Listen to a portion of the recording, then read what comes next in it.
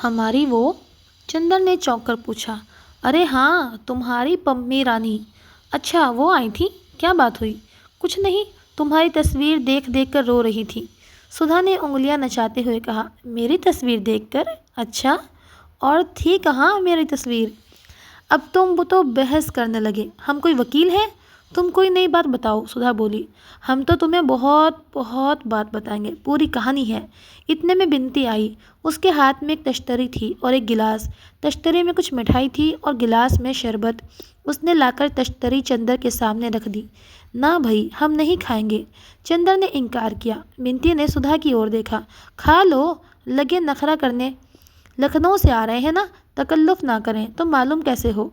सुधा ने मुँह चिढ़ाते हुए कहा। चंदर मुस्कुरा कर खाने लगा।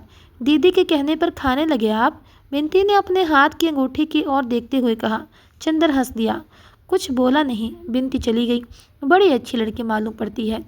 चंदर बोला। बहुत प्यारी है और पढ़ने में हमारी तरह नहीं है, बहुत तेज़ है। अच्छा, तुम्हारी पढ़ाई कैसी चल रही है? मास्टर साहब बहुत अच्छा पढ़ाते हैं। और चंदर, अब हम खूब बात करते हैं उनसे, दुनिया भर की, और वो बस हमेशा सिर नीचे किए रहते हैं। एक दिन पढ़ते वक्त हम गिरिगास में रखकर खाते गए, उन्हें मालूम ही नहीं हुआ। उनसे एक दिन कविता सुनावा दो, सुधा बोली। चंदर ने कुछ जवाब नहीं दिया और डॉक्टर साहब के कमरे में जाकर किताबें उलटने लगा। पढ़ने में बुआ जी का तेज स्वर आया। हमें मालूम होता कि ई मुँह झौंसी हमसे ऐसी नाच नचइए तो हम पैदा होते गला घोंट देत। अरे राम राम, आकाश सिर पर उठाए है। कै घंटे से नरियात नरियात गट्टई फट गई। ये बोलते नहीं जैसे सांप सूंघ गवा है। प्रोफेसर शुक्ला के घर में वो नया सांस्कृतिक तत्व था। कितनी शालीनता और शिष्टता से वो रह रहे थे। कभी इस तरह की भाषा भी उनके घर में सुनने को मिलेगी, इसकी चंदर को जरा भी उम्मीद न थी। चंदर चौंक कर उधर देखने लगा। डॉक्टर शुक्ला समझ गए। कुछ लज्जित से और मुस्कुराकर गिलानी छिपाते हुए से बोले। मेरी विधवा बहन है, कल गांव से आई है लड़की को पहुंचाने। उसके बाद कुछ पटकने का स्वर आया, शायद किसी बर्तन के। इतने में सुधा आई, गुस्से से लाल। सुना पापा, तुमने? बुआ बिनती को मार डालेंगी। क्या हुआ आखिर? डॉक्टर शुक्ला ने पूछा। कुछ नहीं। बिनती ने पूजा का पंचपात्र उठाकर ठाकुर जी के सिंहासन के पीछे रख दिया था। उन्हें दिखाई नहीं पड़ा तो गुस्सा बिनती पर उतार रही हैं। इतने में फिर उनकी आवाज़ आई। पैदा करते बखत बहुत अच्छा लग रहा, पालत बखतते बोल गए। मर गए रहे तो आपन संतानों अपने साथ ले जाते हो। हमारे मोड़ पर ही हत्या काहे डाल गए हो? ऐसी कुलच्छनी है कि पैदा होते ही इन बाप को खा धा गई। सुना पापा तुमने? चलो हम चलते हैं, डॉक्टर शुक्ला ने कहा। सुधा वहीं रह गई। चंदर से बोली। ऐसा बुरा स्वभाव है बुआ का कि बस बिनती ऐसी है कि इतना बर्दाश्त कर लेती है। बुआ ने ठाकुर जी का सिंहासन साफ करते हुए कहा।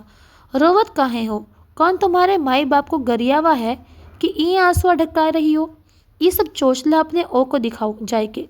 2 महीना और हैं, अभी इनसे अधियानी ना जाओ। अब अभद्रता सीमा पार कर चुकी थी। बिनती, चलो कमरे के अंदर, हटो सामने से, डॉक्टर शुक्ला ने डांट कर कहा। अब ये चरखा बंद होगा या नहीं? कुछ शर्म हया है या नहीं तुम में? बिनती सिसकते हुए अंदर गई। स्टडी रूम में देखा कि चंदर है तो उल्टे पांव लौट आई सुधा के कमरे में और फूट फूट कर रोने लगी। डॉक्टर शुक्ला लौट आए। अब हम ये सब करें कि अपना काम करें। अच्छा, कल से घर में महाभारत मचा रखा है। कब जाएंगी ये सुधा? कल जाएंगी पापा। अब बिनती को कभी मत भेजना इनके पास, सुधा ने गुस्सा भरे स्वर में कहा। अच्छा जाओ, हमारा खाना परसो। चंदर, तुम अपना काम यहाँ करो। यहाँ शोर ज़्यादा हो तो तुम लाइब्रेरी में चले जाना, आज भर की तकलीफ है। चंदर ने अपनी कुछ किताबें उठाई और उसने चला जाना ही ठीक समझा। सुधा खाना परोसने चली गई। बिनती रो रो कर और तकिए पर सिर पटक पटक कर अपनी कुंठा और दुख उतार रही थी। बुआ घंटी बजा रही थी। दबी जबान जाने क्या बकती जा रही थी। 1 घंटे के भक्ति भावना भरे मधुर स्वर में सुनाई नहीं देता था। लेकिन बुआ जी दूसरे दिन गई नहीं। जब 3-4 दिन बाद चंदर गया तो देखा बाहर के सहन में डॉक्टर शुक्ला बैठे हुए हैं और दरवाज़ा पकड़कर बुआ जी खड़ी बातें कर रही हैं। लेकिन इस वक्त बुआ जी काफ़ी गंभीर थी और किसी विषय पर मंत्रणा कर रही थी। चंदर के पास पहुंचने पर फौरन वो चुप हो गई और चंदर की ओर सशंकित नेत्रों से देखने लगी। डॉक्टर शुक्ला बोले। आओ चंदर, बैठो। चंदर बगल की कुर्सी खींचकर बैठ गया तो डॉक्टर साहब बुआ जी से बोले। हाँ हाँ, बात करो। और अरे ये तो घर के आदमी हैं, इनके बारे में सुधा ने नहीं बताया तुम्हें? ये चंदर है हमारे शिष्य, बहुत अच्छा लड़का है। अच्छा अच्छा भैया बैठो। तो एक दिन अव्वर आए रहो, बीए में पढ़त हो सुधा के संगे? नहीं बुआ जी, मैं रिसर्च कर रहा हूँ। वह बहुत खुशी भई तो को देख के। हाँ तो सुकुल, वह अपने भाई से बोली। फिर यही ठीक हुई, बिनती का ब्याह टाल देव, और अगर ई लड़का ठीक हुई जाए तो सुधा का ब्याह आषाढ़ भर में निपटाए देव। और अब अच्छा नहीं लगत, ठूठ ऐसी बिटिया सुनी मांग लिए छर्रावा करते। एहर ओहर बुआ बोली। हाँ ये तो ठीक है। डॉक्टर शुक्ला बोले, मैं खुद सुधा का ब्याह अब टालना नहीं चाहता। बीए तक की शिक्षा काफ़ी है, वरना फिर हमारी जाति में तो लड़के नहीं मिलते। लेकिन ये जो लड़का तुम बता रही हो, तो घर वाले कुछ ऐतराज़ तो नहीं करेंगे? और फिर लड़का तो हमें अच्छा लगा, लेकिन घर वाले पता नहीं कैसे हों। अरे तो घर वालन से का करे का है तो को।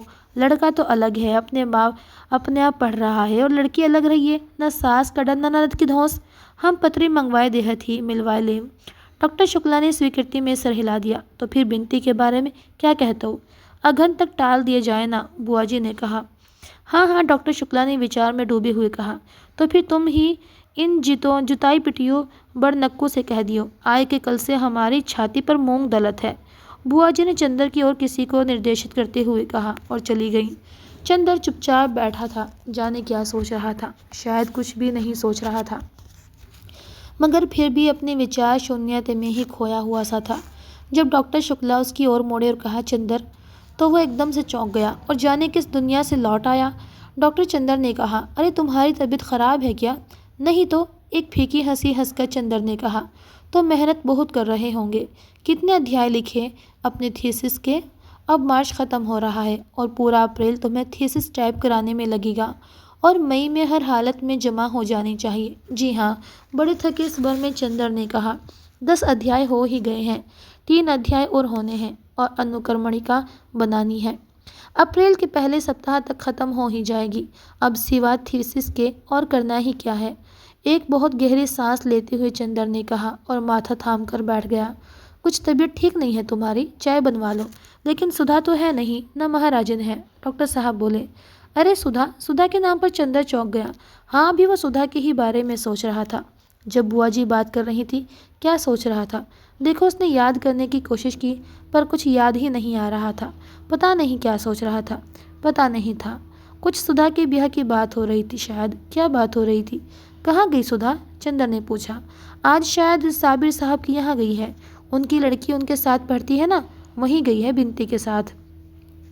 अब इम्तिहान को कितने दिन रह गए हैं? अभी घूमना बंद नहीं हुआ उनका? नहीं, दिन भर पढ़ने के बाद उठी थी। उसके भी सिर में दर्द था, चली गई। घूम फिर लेने दो बेचारी को, अब तो जा ही रही है। डॉक्टर शुक्ला बोले एक हंसी के साथ जिसमें आंसू छलके पड़े थे। कहाँ तय हो रही है सुधा की शादी? बरेली में। अब उसकी बुआ ने बताया है, जन्म पत्री दी है, मिलवा लो। फिर तुम ज़रा सब बातें देख लेना। तुम तो थीसिस में व्यस्त रहोगे। मैं जाकर लड़का देख आऊँगा। फिर मई के बाद जुलाई तक सुधा का ब्याह कर देंगे। तुम्हें डॉक्टरेट मिल जाए और यूनिवर्सिटी में जगह मिल जाए, बस हम तो लड़का लड़की दोनों से फारिग। डॉक्टर शुक्ला बहुत अजब से ईश्वरों में बोले। चंदर चुप रहा। बिनती को देखा तुमने? थोड़ी देर बाद डॉक्टर ने पूछा। हाँ वही ना, जिनको डांट रही थी उस दिन। हाँ वही। उसके ससुर आए हैं। उनसे कहना है कि अब शादी अगहन पूछ के लिए टाल दें, पहले सुधा की हो जाए। वो बड़ी है और हम चाहते हैं कि बिनती को तब तक विदुषी का दूसरा खंड भी दिला दे। आओ उनसे बात कर लें भी। डॉक्टर शुक्ला उठे, चंदर भी उठा, और उसने अंदर जाकर बिनती के ससुर के दिव्य दर्शन प्राप्त किए। वो एक पलंग पर बैठे थे, लेकिन वो अभागा पलंग उनके उदर के ही लिए ना काफ़ी था। वे चित पड़े थे और सांस लेते थे तो पुराणों की उस कथा का प्रदर्शन हो जाता था कि धीरे धीरे पृथ्वी का गोला वाराह के मुंह पर कैसे ऊपर उठा होगा। सिर पर छोटे छोटे बाल और कमर में एक अंगोछे के अलावा सारा शरीर दिगंबर। सुबह शायद गंगा नहाकर आए थे, क्योंकि पेट तक में चंदन रोली लगी हुई थी। डॉक्टर शुक्ला जाकर बगल में कुर्सी पर बैठ गए। कहिए दुबे जी, कुछ जलपान किया आपने? पलंग चरमराया। उस विशाल मांसपिंड में एक भूडोल आया और दुबे जी जलपान की याद करके गदगद होकर हंसने लगे। एक थलथलाहट हुई और कमरे की दीवारें गिरते गिरते बची। दुबे जी ने उठकर बैठने की कोशिश की, लेकिन असफल होकर लेटे ही लेटे कहा, हो, सब आपकी कृपा है। खूब छक्के मिष्टान पाया। अब ज़रा शरबत उरबत कुछ मिले तो जो कुछ पेट में जलन है सो शांत होए। उन्होंने पेट पर अपना हाथ फेरते हुए कहा, अच्छा, अरे भाई ज़रा शरबत बना देना। डॉक्टर शुक्ला ने दरवाजे की ओट में खड़ी हुई बुआ जी से कहा। बुआ जी की आवाज़ सुनाई पड़ी, बाप रे, ये 2.5 मन की लहास, कम से कम मसक भर के शरबत तो उलेची ले। चंद्र को हंसी आ गई। डॉक्टर शुक्ला मुस्कुराने लगे, लेकिन दुबे जी के दिव्य मुखमंडल पर कहीं शोभ या उल्लास की रेखा तक न आई। चंद्र मन ही मन सोचने लगा, प्राचीन काल के ब्रह्मानंद सिंध महात्मा ऐसे ही होते होंगे। बुआ एक गिलास में शरबत ले आई। दुबे जी कांख कांख कर उठे। एक सांस में शरबत गले से नीचे उतार कर गिलास नीचे रख दिया। दुबे जी, एक प्रार्थना है आपसे। डॉक्टर शुक्ला ने हाथ जोड़कर बड़े विनीत स्वर में कहा। नहीं नहीं, बात काटकर दुबे जी बोले, बस अब हम कुछ न खावें। आप बहुत सत्कार किए, हम यहीं से छक गए। आपको देख के तो हमें बड़ी प्रसन्नता हुई भाई। आप सचमुच दिव्य पुरुष हो। और फिर आप तो लड़की के मामा हो, और ब्याह शादी में जो है सो मामा का पक्ष देखा जाता है। ये तो भगवान ऐसा जोड़ मिलायन है कि वर पक्ष कऊर कन्या पक्ष दुइन के मामा बड़े ज्ञानी हैं। आप है तोन कॉलेज में प्रोफेसर और ओहर हमार सार लड़का। केर मामा जॉन है तोन घर डाकघर में मुंशी है, आपकी कृपा से। दुबे जी ने गर्व से कहा। चंदर मुस्कुराने लगा। अरे सो तो आपकी नम्रता है, लेकिन मैं सोच रहा हूँ कि गर्मियों में अगर ब्याह ना रखकर जाड़े में रखा जाए तो ज़्यादा अच्छा होगा। तब तक आपके सत्कार की हम कुछ तैयारी भी कर लेंगे। डॉक्टर शुक्ला बोले। दुबे जी इसके लिए तैयार नहीं थे। वे बड़े अचरज में भरकर उनकी ओर देखने लगे, लेकिन बहुत कहने सुनने के बाद अंत में वह शर्त पर राजी हुए कि अगहन तक हर तीज त्योहार पर लड़के के लिए कुर्ता धोती का कपड़ा और 11-12 रुपये नजराना जाएगा, और अगहन में अगर ब्याह हो रहा है तो सास ननद और जेठानी के लिए गर्म साड़ी जाएगी।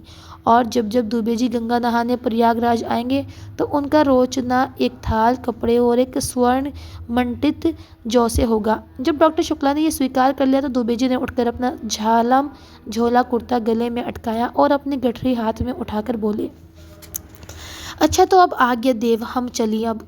और ये रुपया लड़की को दे दियो, अब बात पक्की है। और अपनी टेंट से उन्होंने एक मुड़ा मुड़ाया तेल लगा हुआ 5 रुपये का नोट निकाला और डॉक्टर साहब को दे दिया।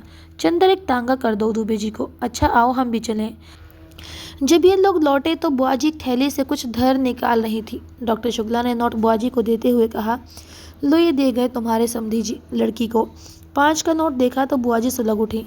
ना गहना ना गुड़िया, ब्याह पक्का कर गए एक कागज़ के टुकड़े से। अपना आप तो सोना रुपया कपड़ा सब ले लेके तैयार, और देख के दाएं पेट पिराता है जूता पिटाऊ का। अरे राम चाहे तो जमदूत इलाहास की बोटी बोटी करके राम जी के कुत्तन को खिलाई है। चंदर हंसी के मारे पागल हो गया।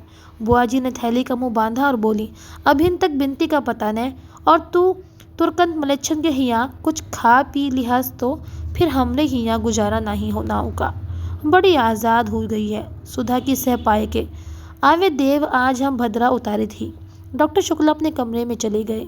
चंदर को प्यास लगी थी। उसने बुआ जी से एक गिलास पानी मांगा। बुआ ने गिलास में पानी दिया और बोली, बैठ के पियो बेटा, बैठ के, कुछ खाएगा देई।